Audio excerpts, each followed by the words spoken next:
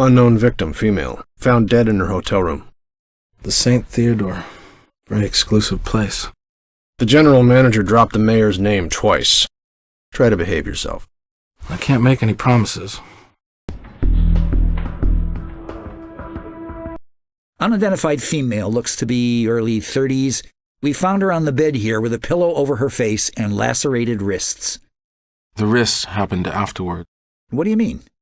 She didn't cut her own wrists. Look at the wound. The pattern, both hands, the cuts are in the same direction. Who cuts their own wrists from the inside? This was a homicide. Any prints? Well, none that we found so far. Nobody saw anyone enter or exit the room. Wasn't the right vintage.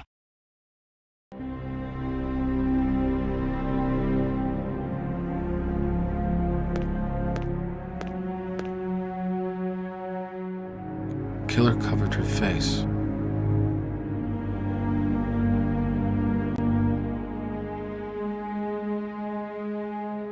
A nasty head one. Looks like she was struck on the head and dragged here.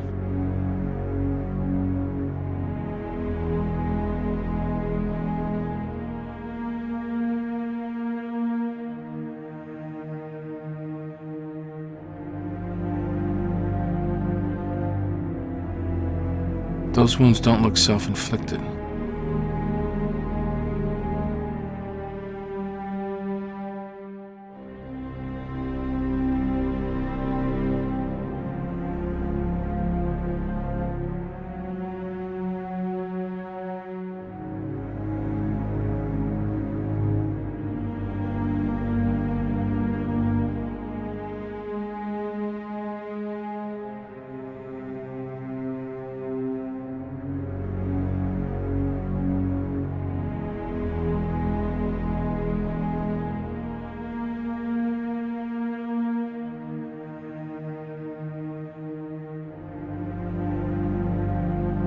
Probably used this to slit her wrist.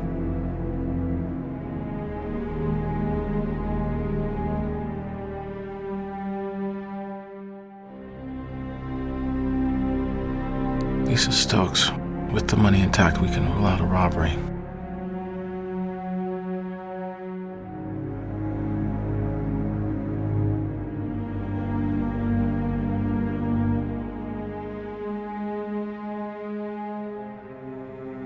Maybe these are hers.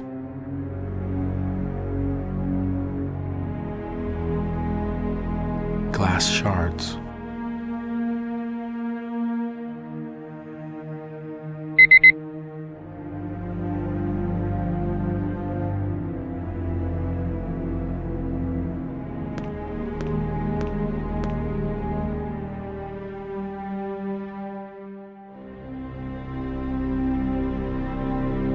Interesting, it's wet here. Something was spilled in one spot, like it was dumped out.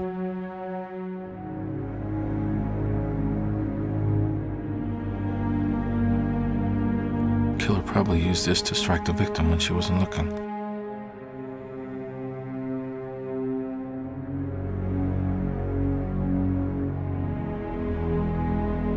Hey, it's Bradshaw over at the crime lab. Just let it... Hello, Jennifer.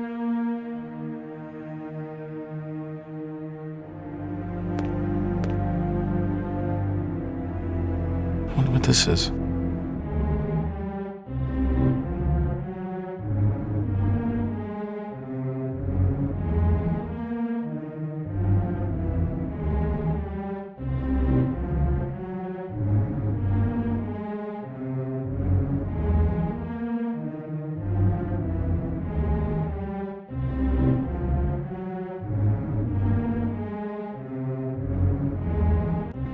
Champagne was delivered by someone named Alex Chang. We should probably ask around where to find him.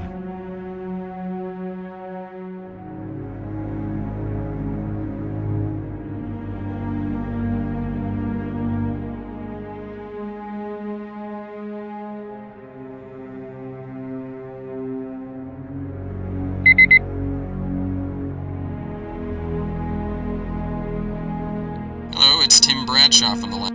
Hi there, it's me, Jennifer.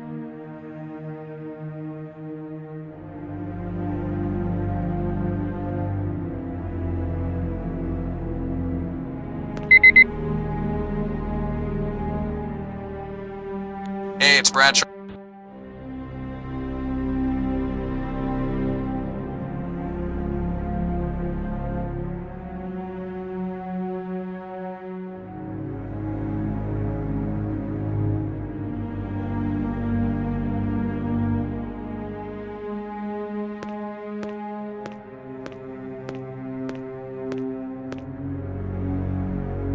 Those room service prices are a crime.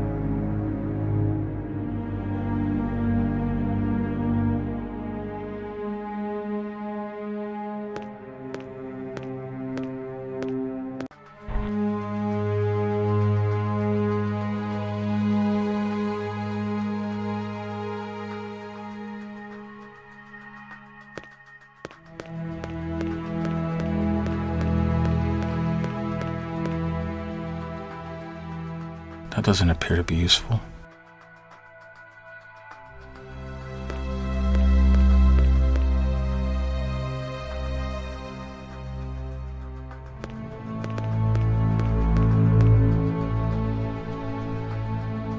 What's in here? These are fresh. Why would someone throw them away?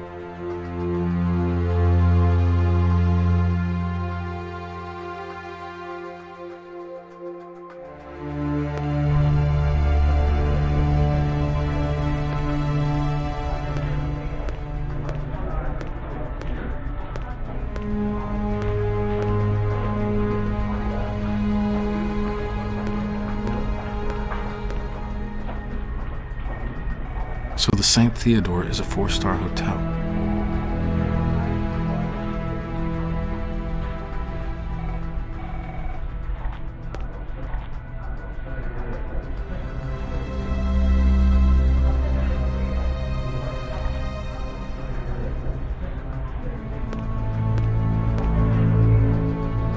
Sightseeing brochures.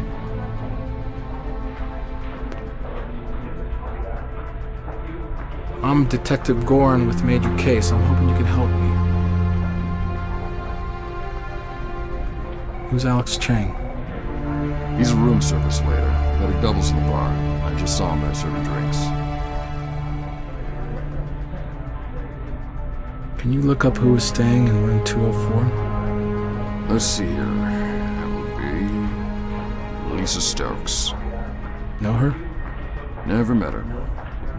Do you have a home or billing address listed? The address on file is 560 West 91st.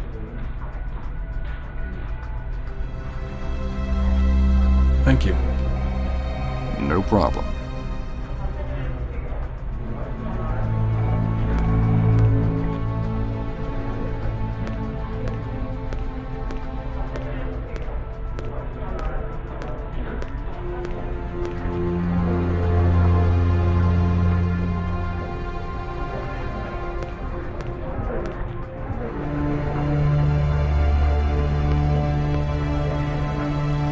Are you Alex Chang? Yes, how can I help you? Detective Goren, Major Case.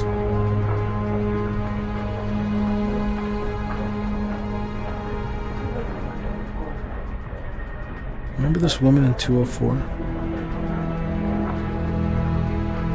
Oh my god, you mean... I can't believe it, what a shame. She was a real nice lady, everybody liked her. Sounds like you knew her well. Not by name, but sure, I've seen her around.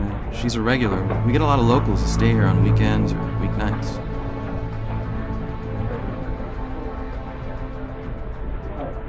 You probably know more about what guests do around here than just about anybody. I find it much safer and smarter to mind my own business. Do you know why she stayed here?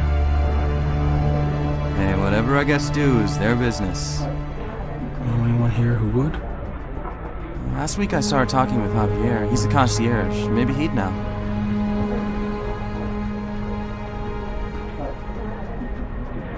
So did you drink some champagne with her? What? Of course not. I told you I just delivered it to her room. I understand. You were tired, hoping for a good tip. You're crazy. Word is she liked to party. Well, as long as she's been coming here, she never ordered anything stronger than bottled water. Now she wants champagne in 2 glasses. I figure she's got a hot date.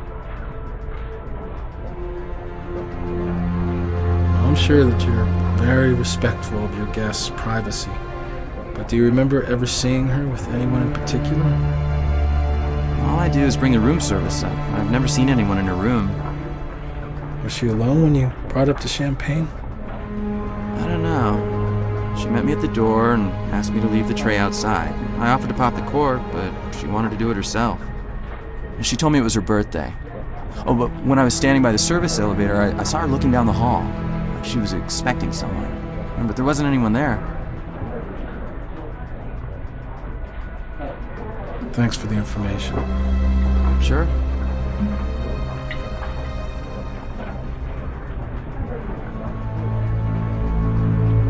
I told you everything I can think of already.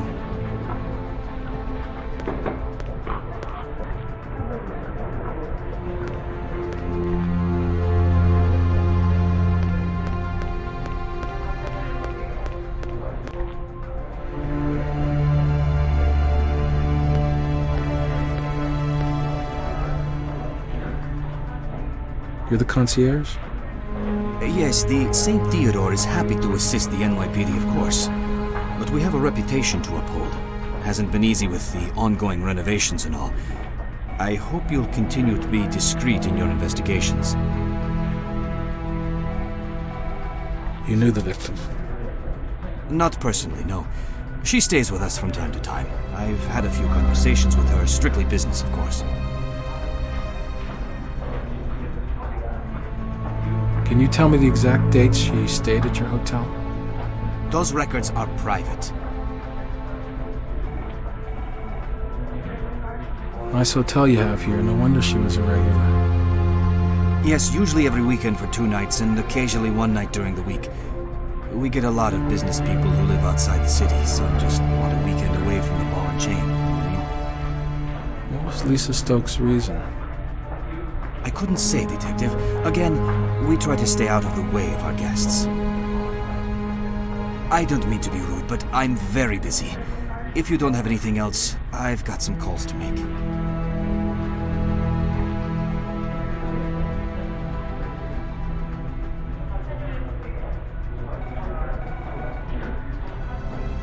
Hello, it's Tim Bradshaw. Hi.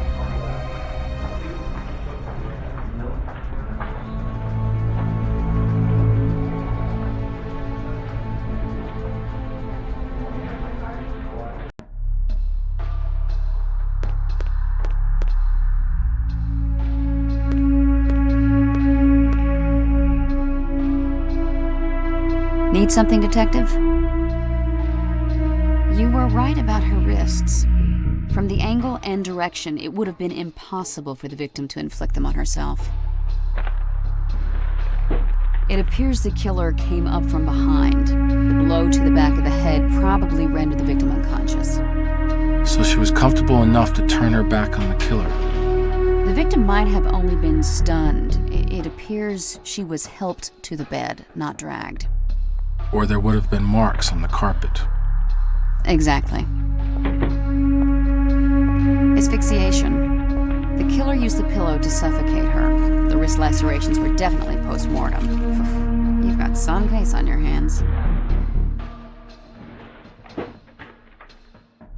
All right, thank you.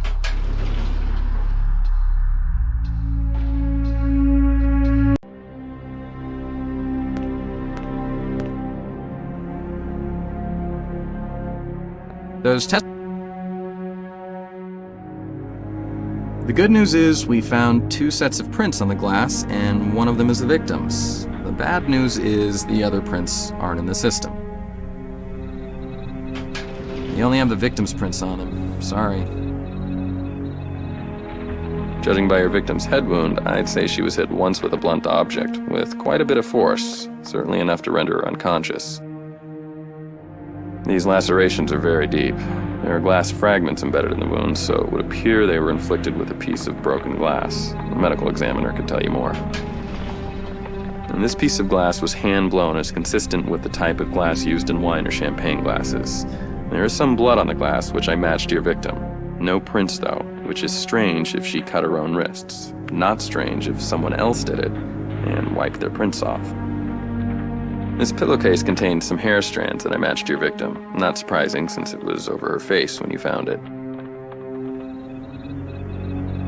It appears the bottle had some of your victim's blood on it. Could be the perp struck the victim with this bottle. I analyzed the liquid in the carpet and determined it's champagne. I can't tell if it's one of those fancy vintages. This room service bill had a bunch of smudges on it. That's all I could find. This wallet had the victim's prints on it, but that's not surprising. I found several smudged prints on the hotel brochure, but nothing I could use to make an ID. Looks like a nice place, though.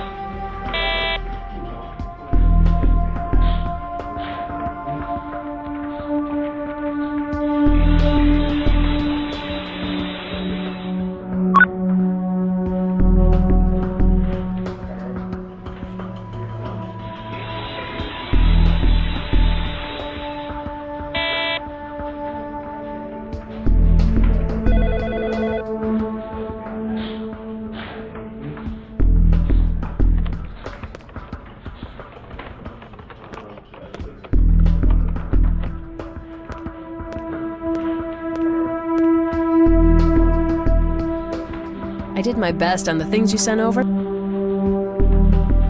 That's a nasty head wound. Your victim must have been hit on the head with something. I'm not an expert in this area, but it looks like someone slit their own wrists. I'd want to hear from the medical examiner about it if I were you, though. This piece of glass appears to be a broken shard from some type of wine glass. This pillowcase is 100% cotton, 300 thread count. It's made by a company that supplies a lot of the hotels in the New York area. This empty bottle of champagne was manufactured in France. It could have been purchased from any liquor store in the city. Chemical analysis isn't exactly my area of expertise. Maybe you could check with the crime lab and see if they could tell you anything useful. This broken glass appears to come from 2 broken champagne glasses. Doesn't seem like much of a celebration to me. This room service bill for a bottle of champagne was signed by the victim. Now, the other name on the document, Alex Chang, appears to be the waiter who delivered the order to her room. This keychain includes several keys, including a car key and what is probably a house or apartment key, but there are no identifying marks that would tell us where they were made.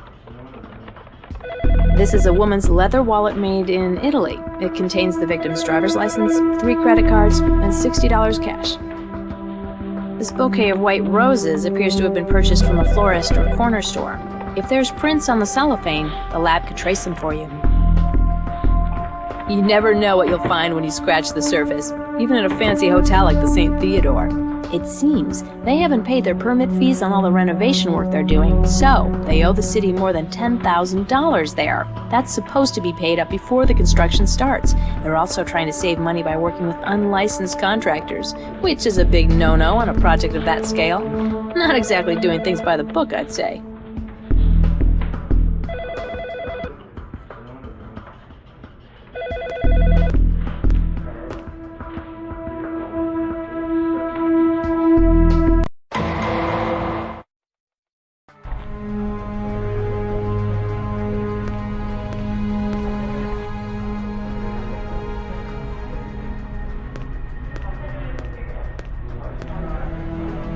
To find something.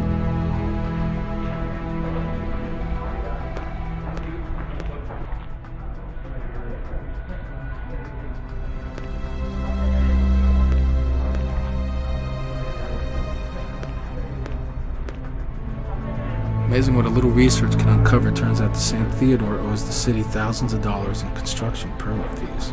On top of that, there's the issue of unlicensed contractors. I was just about to call my friends over at the Department of Building and Safety to tell them about the mix-up. That won't be necessary. Maybe there's some way I can help your investigation instead.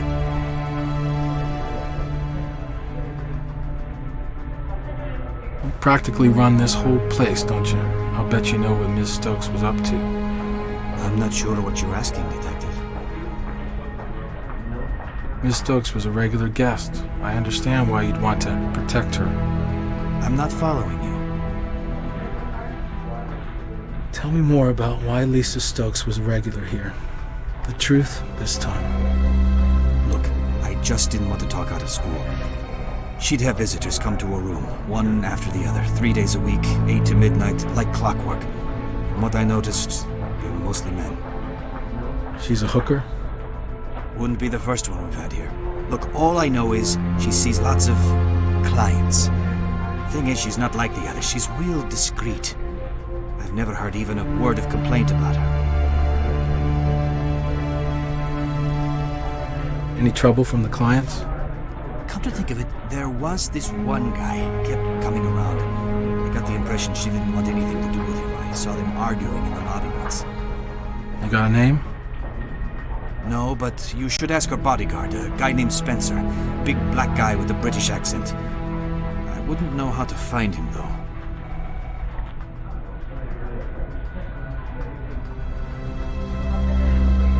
What else can you tell me about her bodyguard? Nothing else comes to mind.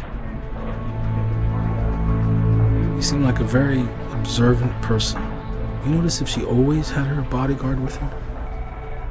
On nights she's here, he's usually not far away. Wait, I saw him earlier, carrying a bouquet.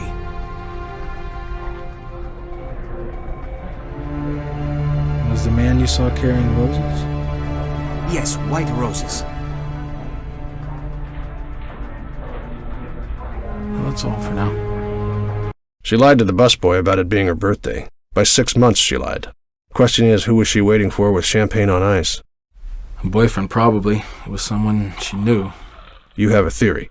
The pillowcase, the drinks, no sign of forced entry. Whether she was expecting him or not, it wasn't a stranger. The boyfriend angle sounds right. Start there.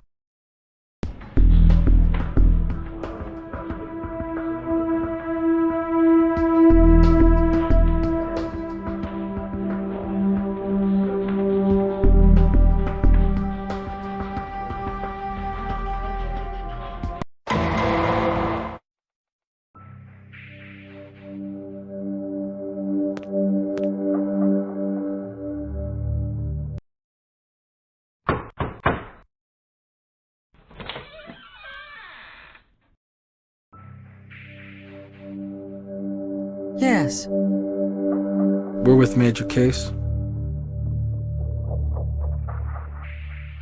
What's going on? Your neighbor, Lisa Stokes, was found dead. Oh, how horrible! What happened? She was murdered. Sorry you had to find out this way. Can you tell me how well you knew Miss Stokes? Not very well. She was a sweet girl, very friendly.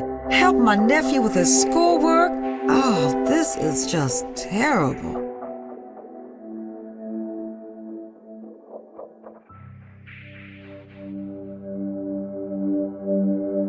Did she have a lot of visitors? No, her apartment was the quietest one on the whole floor. I used to tease her, you should get a boyfriend. She always said she was working on it.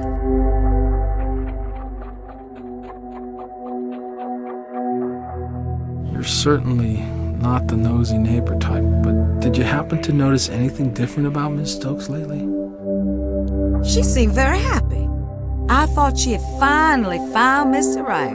But when I asked her, she didn't come out and say it, just talked around it.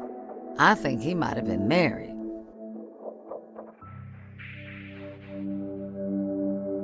Did you see her recently?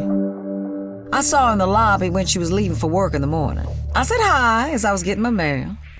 Oh, I do remember one thing. I saw a green car parked across the street. A Ford, I think. I don't know why I'm even mentioning it, except that Lisa was staring darts at it like she was really mad. Did you see the driver? No, the windows were rolled up. Lisa walked so fast in the opposite direction, she was almost running. Then after she left, the car drove off.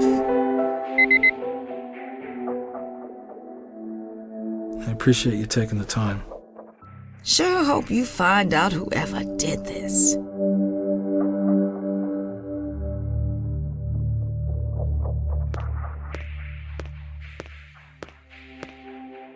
Looks like it's locked.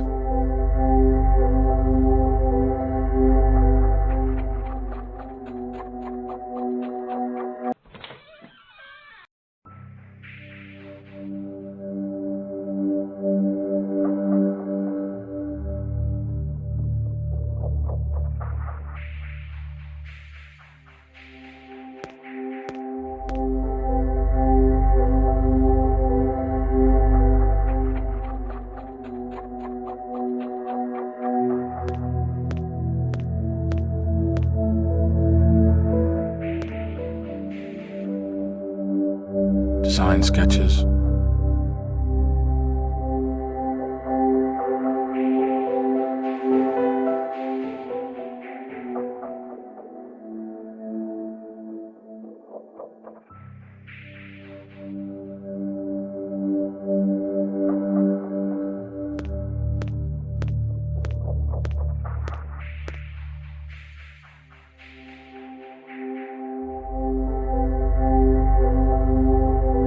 Bedtime reading?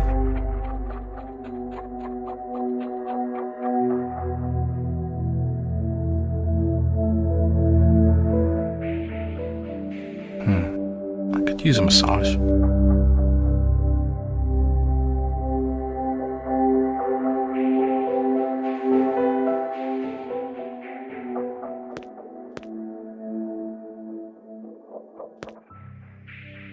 Wonder who this is.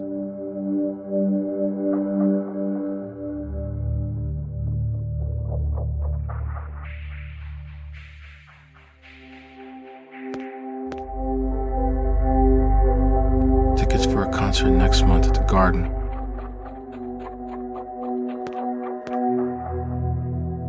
Could be useful.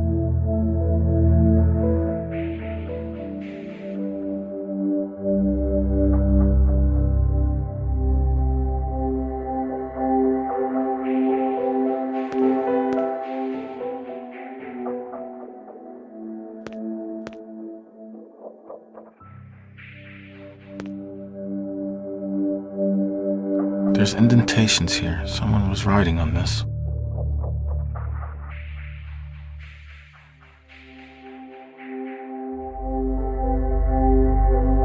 There's indentations here. Someone was writing on this. There's indentations here. Someone was writing on this.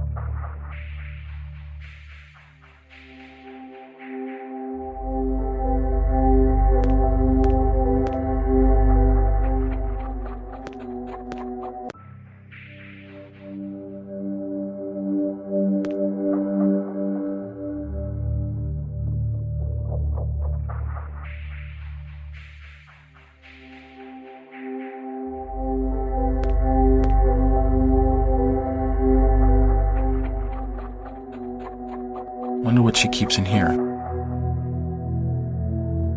It's locked. That's not it.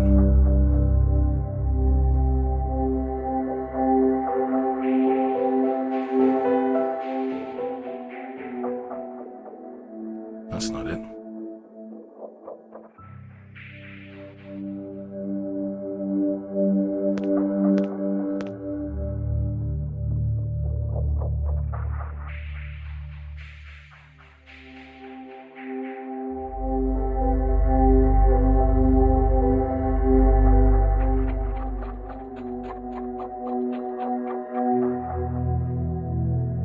Happier days.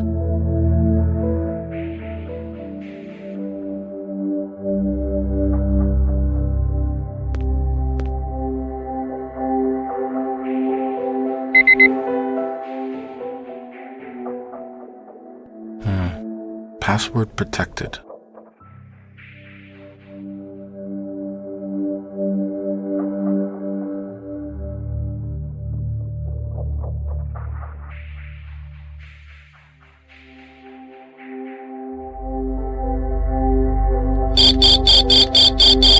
Shiatsu, of course.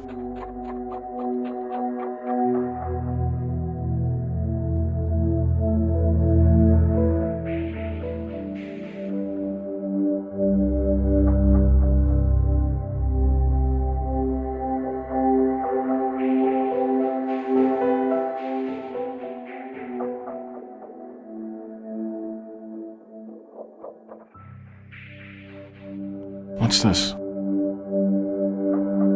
The patron saint of travelers.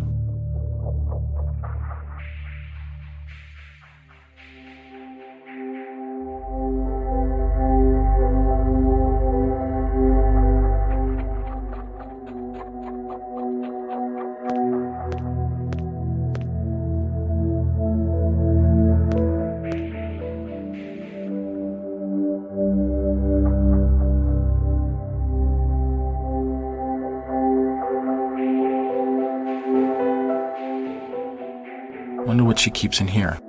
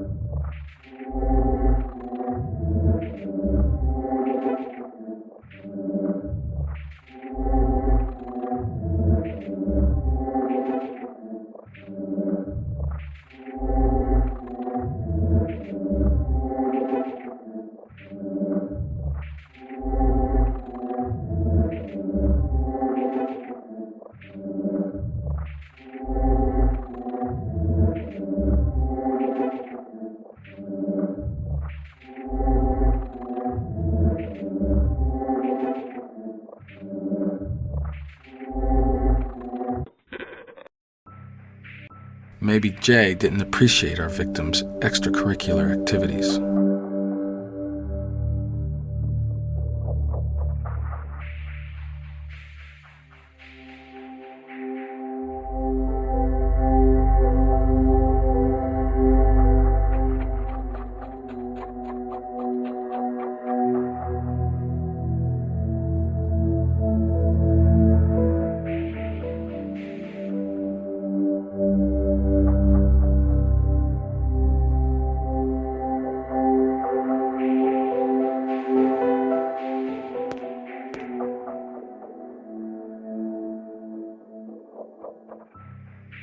Wonder what she keeps in here.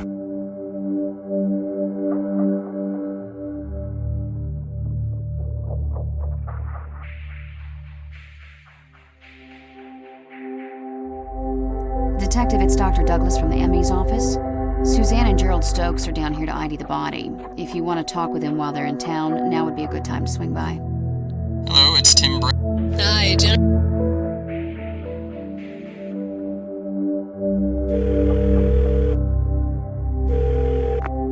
Renee speaking. This is Detective Goren, Major Case. I have some questions about Lisa Stokes. Of course, we're all in shock. It's a terrible, terrible tragedy. I'm sure it's been difficult for everyone there at Von Dearden. Do you mind telling me what kind of employee Miss Stokes was? Oh, the best. She was our top designer. Her ideas were always original and fresh. I was always afraid she would leave and open her own shop, but she was very loyal to us. This is where she got her first break. Can you tell me if she was seeing anyone in particular? I wouldn't know. I'm sure you were respectful of her privacy, but do you know anything about her personal life? Boyfriends?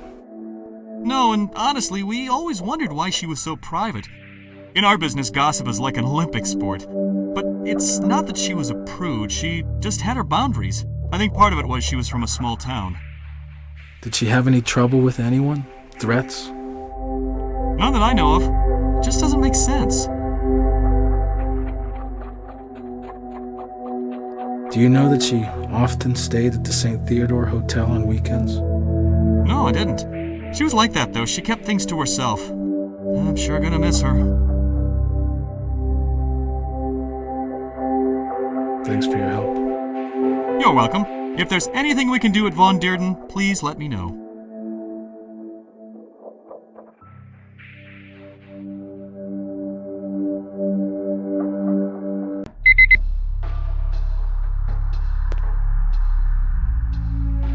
Hello, you must be Lisa's parents. I'm Detective Goren. Yes, I'm Gerald, and this is my wife, Suzanne.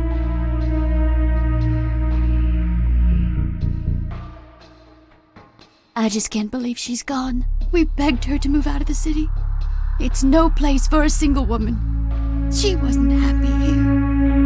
Mrs. Stokes, you have my word. We're doing everything in our power to find the person responsible. I know this is difficult, but it would help if you can talk to me about your daughter. Was she having problems that you know of? Did she mention someone she was afraid of? She didn't want us to worry, but I knew she was concerned about something. You can't walk down the street in New York without seeing dangerous people. You're a policeman. You must know the things that go on here. That's why I was so happy she was moving back home to Pennsylvania.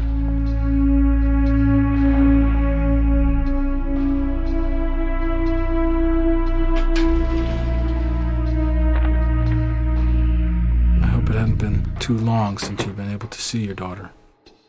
We got to see her just over 2 months ago. She came home for our 40th wedding anniversary. I know we should have seen each other more, but she was always so busy with work, and we don't really like coming here. You have to understand, Thomasburg, where we're from, it's a very small town. New York is like a foreign country to folks like us. We found part of a letter your daughter wrote to you in her apartment. She seemed to be wrestling with something personal. I have no idea what that could be. She wrote to us often about all sorts of things. don't remember anything like what you describe. Would it be possible for me to see those letters? I couldn't save all of them. You see, Lisa was quite prolific. She was homeschooled according to God's word, and we've always encouraged her to write to us. I believe the written word is so much more civilized than using the telephone, don't you, Detective? And Lisa wrote beautiful letters to us. Was your family particularly close? Of course we were. It's obvious you're a tight-knit family, but sometimes children don't confide everything to their parents. Our family has always been very close. We don't have any secrets. But it's been a difficult year. Our only son was killed in Iraq 7 months ago. It's not something you recover from. Our faith in the Lord has kept us strong.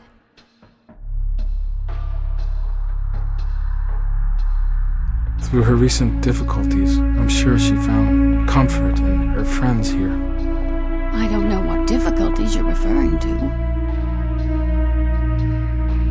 What about her friends? A boyfriend? Oh my God. Jerry doesn't know yet. He was her fiancé. If I knew how to contact him, I'd call him now, but I only saw him when they were together. He's a nice young man. He came to Thomasburg with Lisa for our anniversary.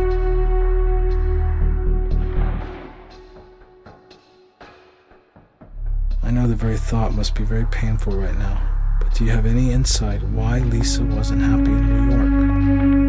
At first, she was taken in by the excitement. You know how young people are. I think she just missed her family and friends more and more.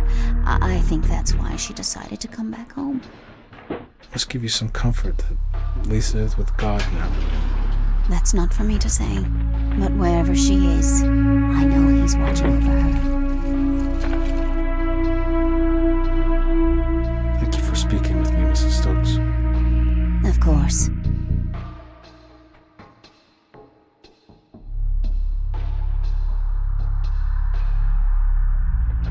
Thank you for your kindness. And my wife says there aren't any good people in New York. I know it's hard to dwell on this now, but I need to know if you knew if your daughter was happy or not. She didn't come to me about those things. What can you tell me about your daughter's state of mind of late? I'm not too good with these things. I'm sure that you want to protect your wife's feelings, but when I spoke to her, she gave me the impression that Lisa wasn't happy in New York. Do you agree with her? My wife wouldn't like me saying this, but Lisa loved it here. Your wife told me Lisa was moving back to Thomasburg. Suzanne has a tendency to get ahead of herself. Lisa was stubborn. I think the apple didn't fall very far from the tree. What can you tell me about your communication with Lisa? I don't know what you mean. You and your wife must have been very proud of your daughter. She talked much about her life in New York? Well, she wrote to us once a week or so. Her mother insisted on it. Suzanne would get such joy reading her letters to me. But the letters were just chatty things about her work, her neighbors, nothing very specific. Well, except for Jerry, she didn't talk much about her friends. Do you know how we can reach Jerry? Jerry Fulton's his name. About to become a partner at a law firm downtown, I believe.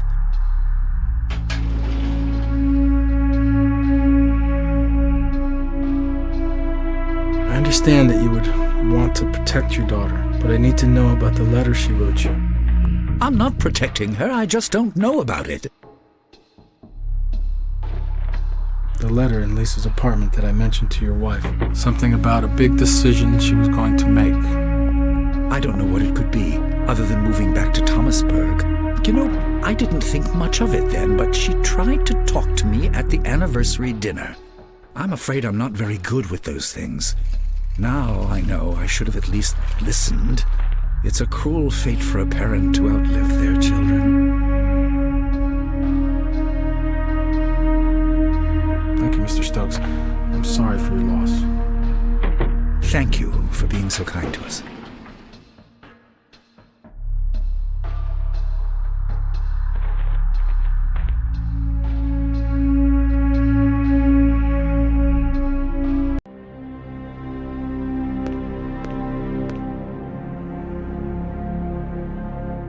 I was just double-checking those tests you ordered. We got a hit on the prints. They belong to a Spencer Hastings. He's a British citizen, but his last known address is here in New York, 124 Spring Street.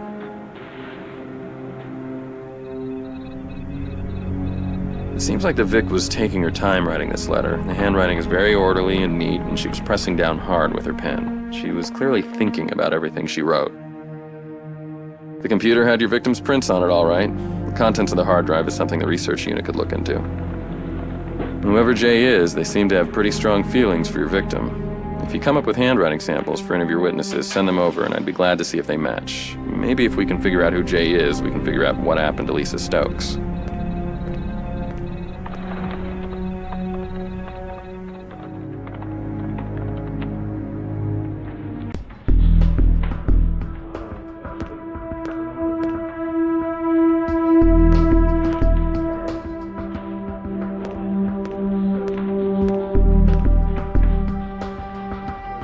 I finished looking into what you sent over. Let me show you what I found.